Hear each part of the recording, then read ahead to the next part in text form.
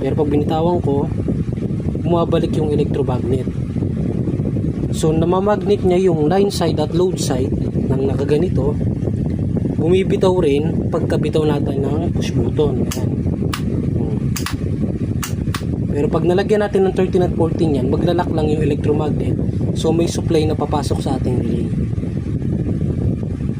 Off na muna natin yung circuit breaker. Lagyan na natin siya ng cable.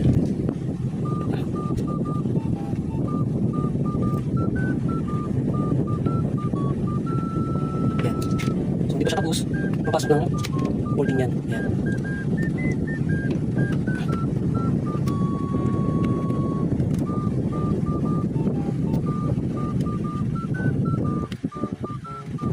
Kabilang linya, lalagyan din natin ng wire pero doon siya pupunta sa 14. So ito yun.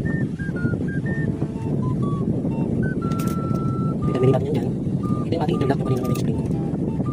So kahit mabitawan natin yung push button, mamagnetin na ang electromagnet yung line side at load side ng magnetic contact. So pag pinakakonek po doon ng motor, magra-running po siya. Then ito, determine po natin dito sa 14. So magandang pag-actor din nakikita para mabilis nyo matutunan sa mga nagsisimula pa lang, sa mga naglalagay sa tutunan ng auto control. So yan ha, yung moment of truth. So natin yung circuit breaker. Yung kanina nangyari ito pagkapindot natin, bumitaw lang yung electromagnet niya. So na-energize saglit yung coil, pero pag bitaw natin sa push button, nawala agad. So meron na siyang electromagnet, ganito po mangyayari. Yan, nalapit ko.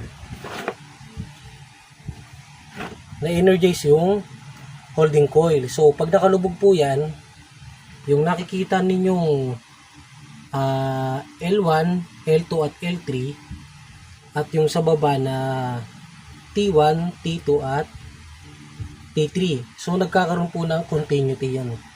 Nagkakaroon po yan ng connection papunta din sa ating relay kasi connected po yan. Ayan. So i-stop natin. Tingnan nyo yung reaction ng ating contactor. Ayan. So lagyan na po natin siya ng indicator light. Off muna natin yung MCB para safe. Then de-energize natin yung supply. Ayan.